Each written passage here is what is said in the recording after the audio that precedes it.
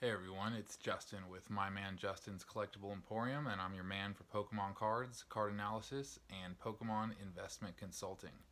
Today I'm just doing a video on this story about 6 top-level eBay executives being charged with conspiracy to commit cyberstalking and conspiracy to tamper with a witness. So there's some big allegations and it's kind of a crazy story. The story is that over a 6-month period, these 6 individuals allegedly um, harassed and sent disturbing items to a couple's home in Massachusetts. And the reason for this was that this couple was publishing critical content of eBay. And allegedly, some of the things that these people from eBay sent were a bloody pig mask, a box of live cockroaches, fly larvae, and spiders. At one point, they even sent people to Massachusetts to do, quote, covert surveillance of these individuals, and even broke into their garage to put a GPS tracker on their car. So when I first heard the story, some of the questions that I thought about was, why would top level eBay people take this kind of time, money, effort, and risk just to silence a couple in Massachusetts writing critical stories? I mean, it's known that some people don't like eBay, and that's totally fine. And when I was reading these stories, I also noticed that there wasn't much mention of the blog or the stories that were critical of eBay. So I was interested in finding out what this blog was about and what could they have been saying that was so bad that would make these people from eBay want to take this such drastic measures and do all these crazy things. So I found the blog. It's called E-commerce Bytes, and they're at Twitter at E-commerce Bytes, and the owners are named Ina and David Steiner. And when I was going through the Twitter, I noticed that it seemed like there was a lot of critical blogs about eBay, but there seemed to be favorable blogs about Amazon and Walmart. So I thought that was one thing that was a little interesting. Another thing I thought was interesting was the time frame that these allegations are now coming out, because it just happens that right now eBay is breaking away from PayPal. They're no longer going to be using the third-party service of eBay or of PayPal to do payments. They are actually now going to move everything in-house, and they're requiring sellers to set up managed payments with eBay. I actually just recently did this, and I also noticed that PayPal seems to be taking measures to deal with probably this loss of business from eBay, and I've actually been given offers by PayPal to set up my own e-commerce store through them. I actually got a 15-day free trial with them to set up this new e-commerce shop through their platform. So there's definitely big players in this that have interests and stand to lose or to gain through this changing of payment options with eBay. Real quick, some of the pros and cons from the eBay's managed payment services. So some of the pros is that there's going to be reduced fees for sellers, and that's going to be a good thing. We're not going to have to pay that extra 35 cents plus 3% that we had to pay to PayPal. It's also going to be easier and give more options for buyers to pay. They won't just have to use PayPal, and I'm guessing they'll probably be able to just use their card directly right then and there if they want to do it that way, as well as there's probably going to be other options available because they'll all go straight to eBay. And also this will just make the whole buying process a bit more streamlined.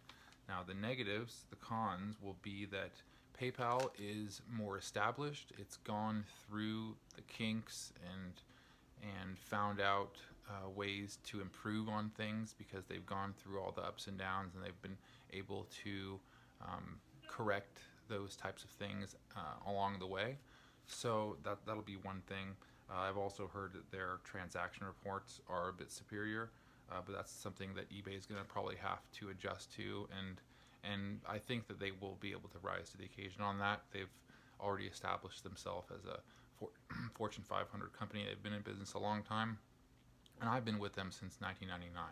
So my experience with them generally, on the whole, has been good.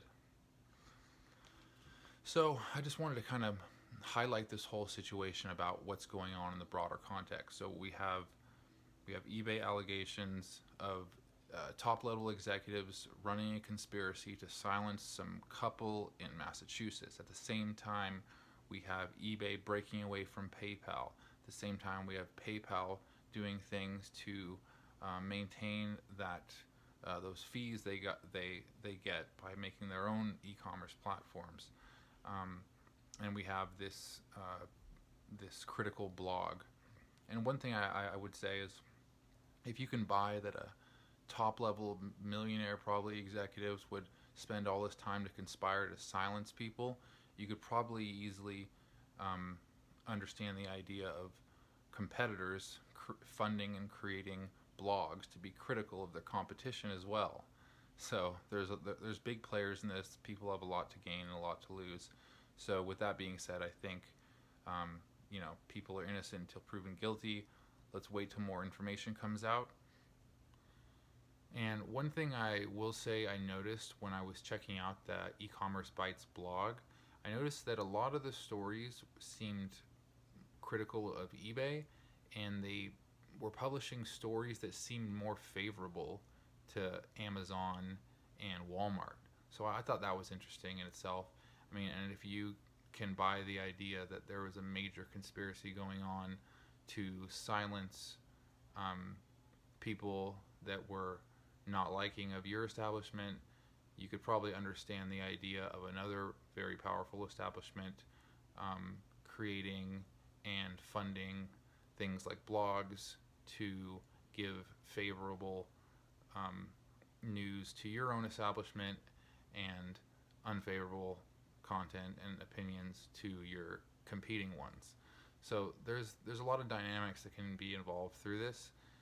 As far as eBay, just through my anecdotal experience, I've been using it since 1999, and I haven't really had many problems with them, honestly. I think they've been pretty fair. I think their fees aren't too high.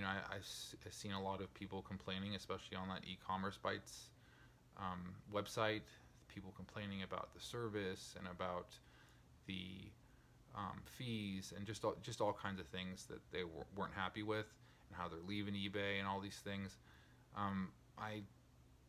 I just don't think that they've been that bad of a company. I think they've provided a great platform for normal people like me to utilize it to create a business and to have a great alternative than, for example, working in corporate America, which is where I was before I went all the way into eBay.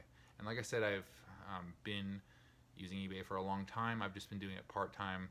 I did my eBay business while I was going through university, and I used that to fund myself through it. I did it before that, and I've done it throughout the years before that. It was just up until the last month, this last year, that I decided to do it full-time and invest all my time into it and all my energy into it.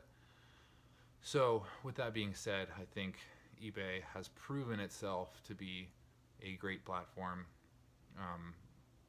and I think this whole situation right now, I think we should just be kind of calm with it, see what happens. As of right now, in this country, people are innocent until proven guilty, not the other way around. So we'll have to be patient, see what's happened, wait for more information to go out. Maybe I'll also watch PayPal, see the moves they're making, see how the competition is dealing with things like Amazon, who have been on a kind of a track of taking over a lot of markets, whereas eBay, I think, has been doing a good job of creating markets, and so that's something really good, I think. So even if eBay hasn't been perfect, which I wouldn't expect anything to be, I think their overall impact has been beneficial to a lot of people in a lot of different ways. So I think before we jump on the hate eBay train, I think it's just good to step back, take things into context, and see where this all leads. So that's just my 2 cents. Let me know what you think in the comments. Maybe let me know your experiences with eBay, whether good or bad. And I look forward to hearing, and see you on the next broadcast.